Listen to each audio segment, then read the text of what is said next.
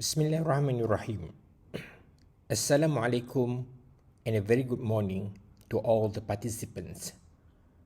I'm going to discuss on the topic of auto-verification in clinical laboratory, pitfalls and challenges.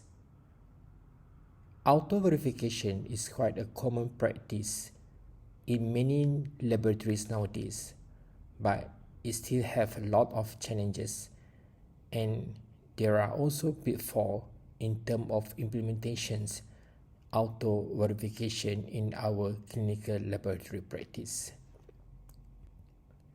As we all know that we have a lot of pressures to give or to perform or to give the best in terms of our clinical laboratory services.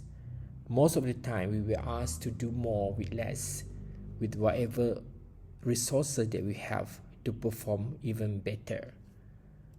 So what are the opportunities to increase our efficiency? Of course, nowadays labs are turning into automated instruments, and we are also looking into auto verification in order to remove redundant practices and in general to reduce manual work for staff. So just a quick review. What is auto verification according to the CLSI guideline?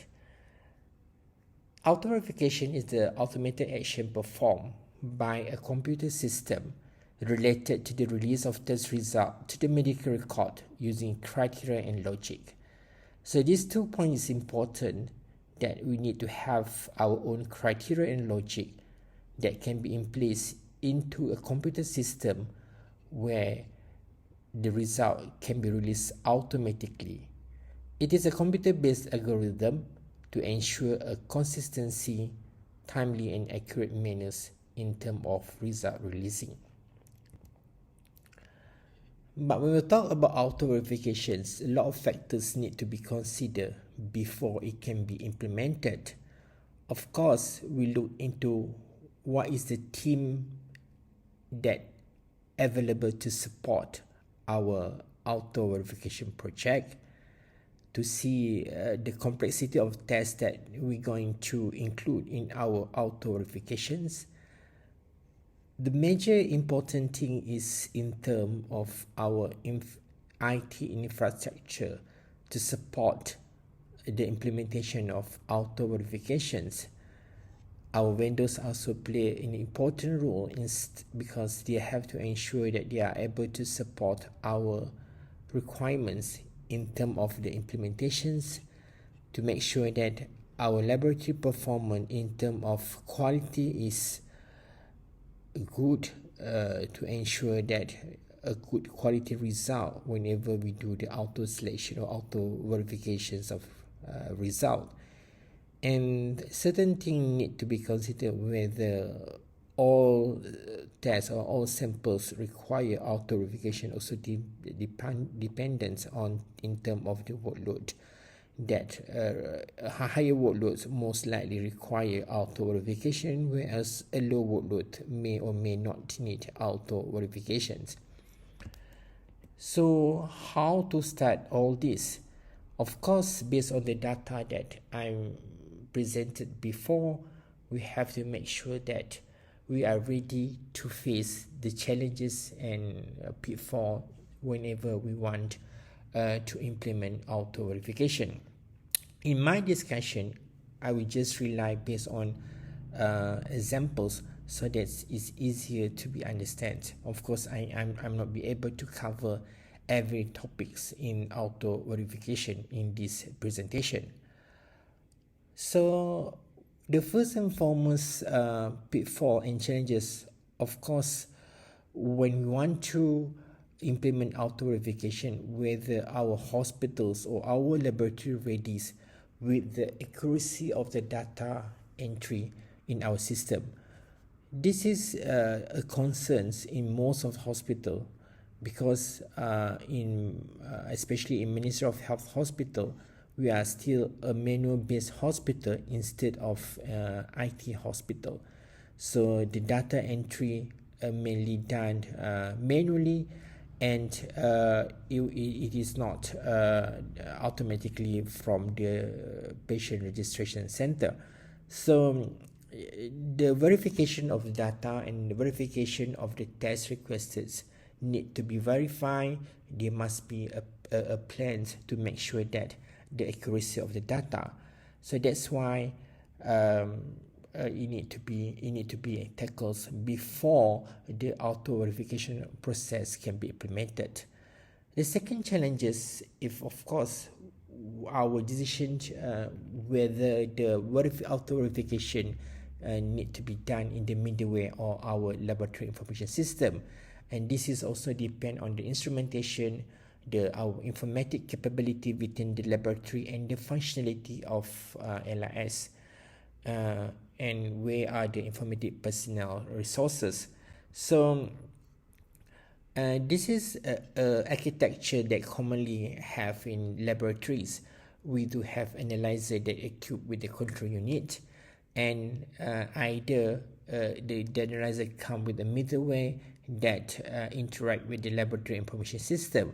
So the question is whether the auto verification can be done at the middleware, if the middleware have the functionality, or it should be done in the laboratory information system. So, but these two of course have some setback and limitation. Middleware sometimes have a limited data in terms of delta check, because the limitation of to keep patient data, maybe sometime it cannot be exceed more than a certain number of data that can be kept in the middleware, where laboratory information system have more capability on doing that. But the problem with our laboratory information system, some of the vendors come with the auto verification rule packages. So, but this can be a starting point for a new lab to start the auto verification, as it's wise to start simples and build from there. And also we takes time to build comfort level and expertise with auto verification. But the problem and the issue is whether the system is good enough for us to do further customization, and some of the packages may not be applicable to the local lab setting. So this is important, or otherwise lab should have a proper planning to make sure that they are able to get a better solution of middleware or laboratory information system before the auto verification can be implemented in their laboratory. Or they can use whatever resources that they have, but to bear in mind the limitation when they want to start the implementation. Of course, everything cannot be fulfilled if there is some setback in terms of the laboratory information system or the software that they are going to use. So these are some parameters that are often included in auto verifications. Important of homolytic iterate line payment indices, delta check, instrument flag, as well as the normal ranges. And the analyzer, it is important to identify the capability of the analyzers, whether the analyzers have a standard dilution in terms of the linearity, the technical aspect of the analyzers, how to review the data from the analyzers, how the analyzers exhibit the alarm to the user, and whether the alarm can be automatically identified with the troubleshooting or not, and whether the analyzer are able to standardize a result from analysis if, let's say, the internal quality control is not acceptable. So it is important for us to identify the strength of the analyzers and the capability before we implement our auto verification.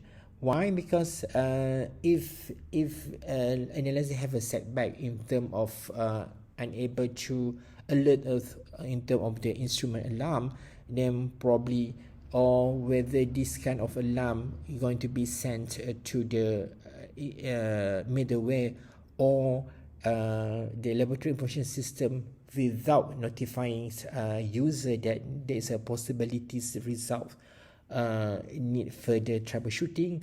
For example, this bilirubin, total bilirubin come with the lump of prozone, that either this result should be stranded, whether the analyzer have the capability to strand the result, or whether the analyzer are able to send the result with this prozone alarm to the instrument, and whether the LIS are able to capture this as something that require for further troubleshooting. So this is a core important in terms of the instrumentation that need to be kept in mind before the implementation of the auto verification.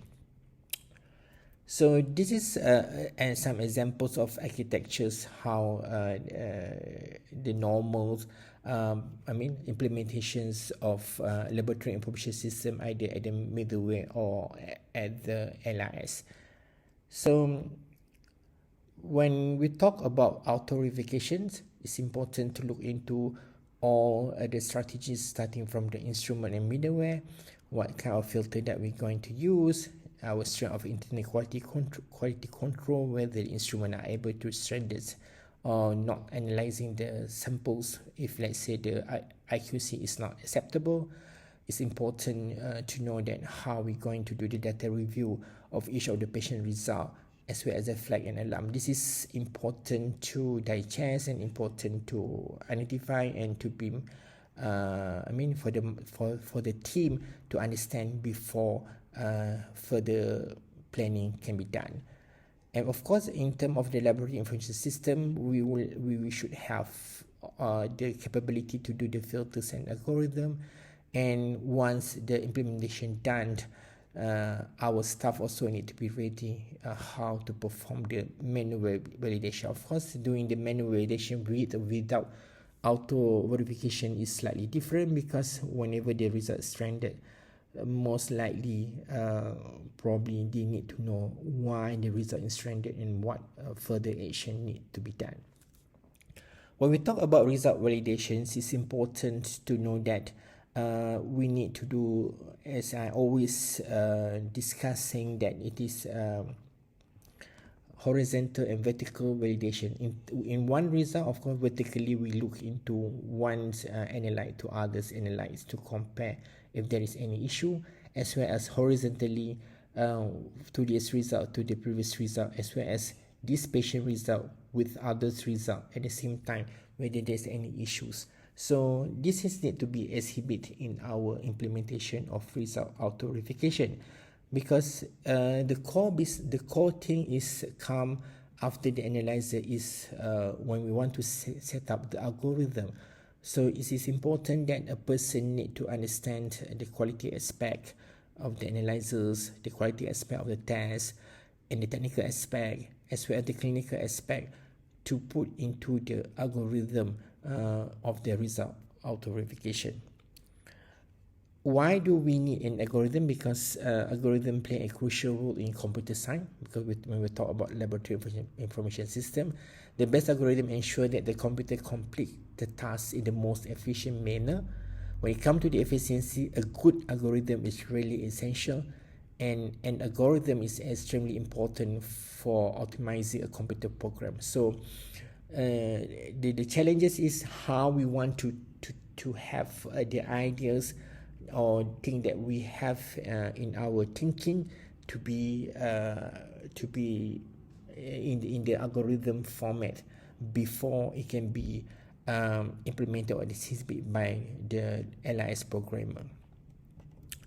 So in other words, an algorithm is a set of steps in a certain order to achieve a goal and to transform our manual thinking into the computer algorithm. So that's why it's important that the lab are able to have this kind of algorithm, how the sample will be handled until the result being auto verified by the system, as well as the simple and versus the complex algorithm, and this is involve the capabilities of the LIS as well as the programmer. So when talk about the pre-implementation of the challenges, of course, as I mentioned earlier, the interaction between the analyzer and analyst in terms of the validity of the result, the error flags and data transmission, to hold for further review and workstation as well as control unit and middleware. So this is all the challenges that need to be bear in mind before the implementations, to make sure that we really understand the resources that we have before the implementation of auto verification. As I mentioned earlier, these kind of filters that need to be considered, such as the HI interferences, delta range, delta day, linearities, and consistency check. But all this is not to be discussed in deep in this presentation. So probably we thought that to implement auto verification, we just need a delta check, delta day, and test can be auto verified. But in practice, this is not as simple as this, because even with the delta check, it comes with the limitation. What are the limitations of the delta check? Because delta check involved in the comparing current patient result to previous result on the same patient. Maybe the only way to detect misidentified specimen. However, if not set up well, can dramatically reduce the rate of auto verification. It depends on us what is the percentage of auto verification rate that we want. Is either 60%, or we want it to be 80%, 95%, or even 100% result if we are confident enough to auto verify on the result. So it can be especially tricky if testing a wide variety of patients and a general check for all patient population. So the pitfall that we may not have access to prior result, for example, patients transfer from one hospital to other hospital, so limited it in outpatient with infrequently performed lab. If let's say our delta day also is not beyond the normal outpatient setting. This is the thing that, because when we come to the inpatient outpatient setting, most of the time the laboratory information system are unable to classify that unless that is a very robust in terms of identifying patient location. And even though it's good to check, but bear in mind that the very sick patients may show dramatic changes in light that are part of the disease process. So this is also things that need to be done even when the results trended. It's important for the staff to understand and to know the pathophysiology of the disease, whether the result is acceptable or not.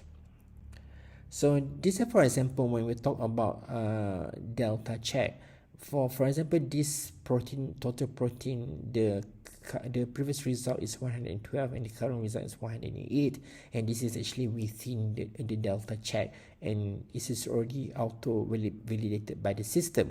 But actually this kind of results, even though it's not a critical result, probably for the critical result, those results that auto verified by the system but might be stranded by the system as it is a critical result. But when it comes to this kind of result, it's important to know that there is some consistency check that need to be done. For example, we have to check the sodium, patient's sodium, whether the result can lead to the pseudo hyponatremia or not. So there must be some ways of doing this instead of all these results generally can be auto validated one is past the delta check.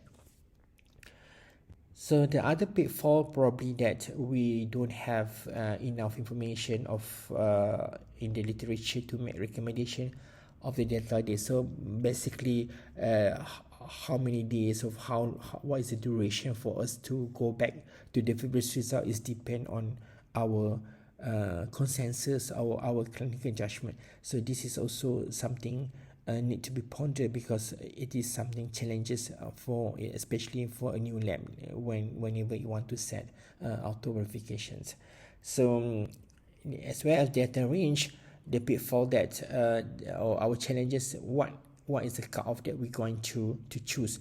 It's either that we going to strand small result, or will we we have such a very light allowance to allow most of the result to be validated, whether it is based on the extended linearity range or whether we don't agree with extended linearity range, we will go just result go to the analytical measurement range. But bear in mind, in some hospital with such a complexities and with critically ill patient, more result will be stranded unnecessarily. Otherwise, actually, it is the pathophysiology of the patients, or whether we want to based on the critical result. But as bear in mind, not all results have critical values or just a medical decision limit, but this is actually quite low compared to the critical result consensus, or as low as reference range, and probably less number of results is going to be auto validated as in certain hospital where where numbers of critically ill patient is high, then probably there will be less number of result going to be auto validated. So this is based on experience, based on decisions or the consensus on each of the laboratory setting. And furthermore, when everything in already in setting or already ready for the implementation, before the implementation, of course, the other challenges is how we want to validate whatever algorithm, whatever coding that we already setting in our laboratory information system. Generally wants to have test environment, but of course the problem is we cannot test every scenario. There are many scenarios. It's not just one or two scenario, and sometimes it cannot be imagined or cannot be stimulated by us. But of course, the best make best effort to test every test code, the upper and lower limits, rules individually and in combination, and also the result integrity to the analysis need to be checked.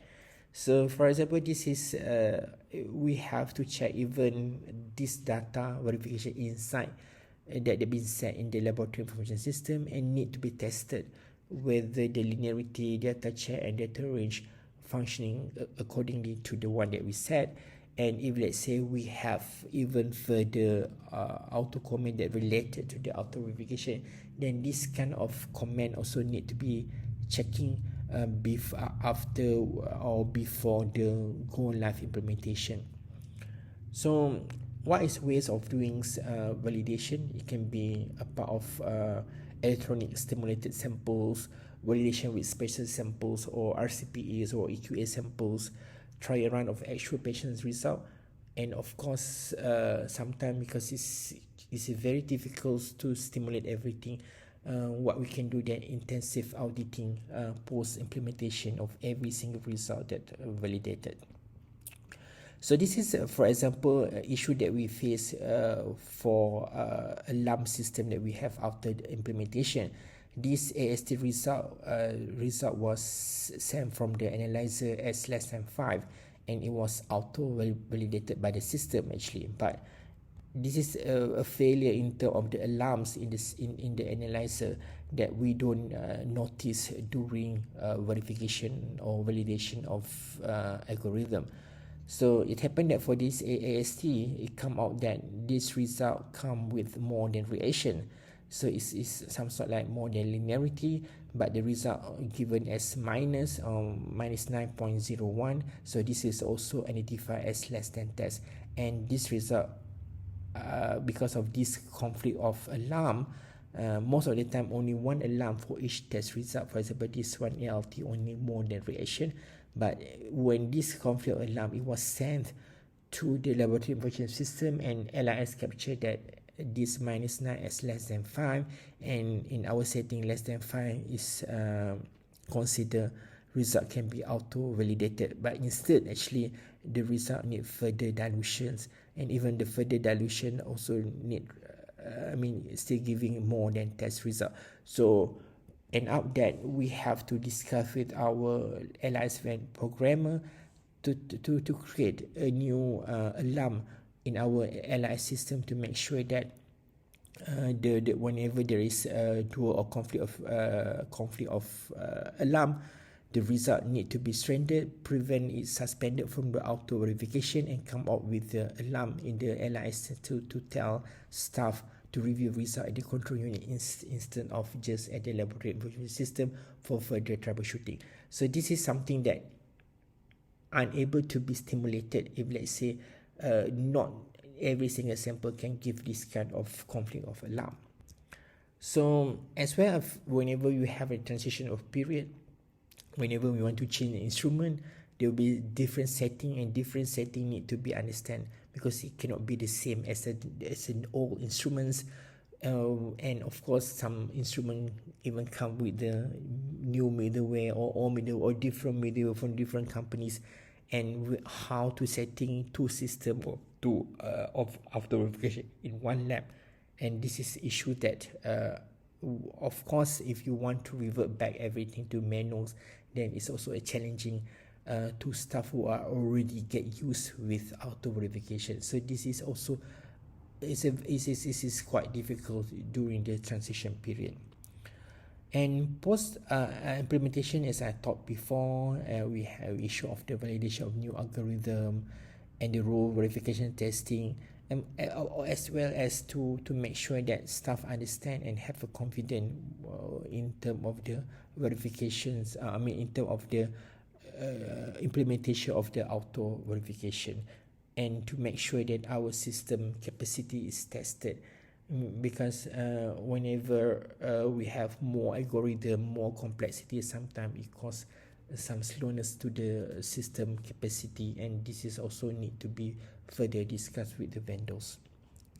So it's important to maintain auto verification, and sometimes it's the ability to shut off auto verification if necessary, or probably if, let's say, we can link with other quality control, or for example moving average or something that can auto suspended the auto verification to the specific analyte or as a whole. And of course need to have audit from time to time, and to have a backup system if, let's say, there is some failure to the auto verification. When we talk about key goal of success, of course, as I mentioned earlier, investment is needed with well planning. If, let's say, we don't have a good laboratory operation system, or we don't have a good middleware or so on, then it's very important to have a long-term planning. And probably we can't get or implement this within 1 or 2 years, but in long term, after 5 years, after we are able to acquire a good LIS or good team for us to implement. And of course, we may not be a good IT personnel, but there must be someone who we are able to champion, or to have some interest in terms of this informatics skill, or if not, just to have a good logic in terms of transforming your logic into algorithm, and to have a very good project management.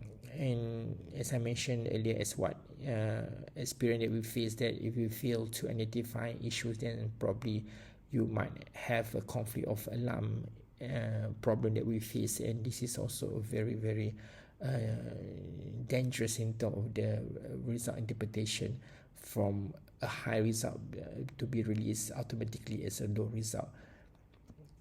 But that's about risk. If you don't want to take the risk, and probably you won't achieve the objective, or the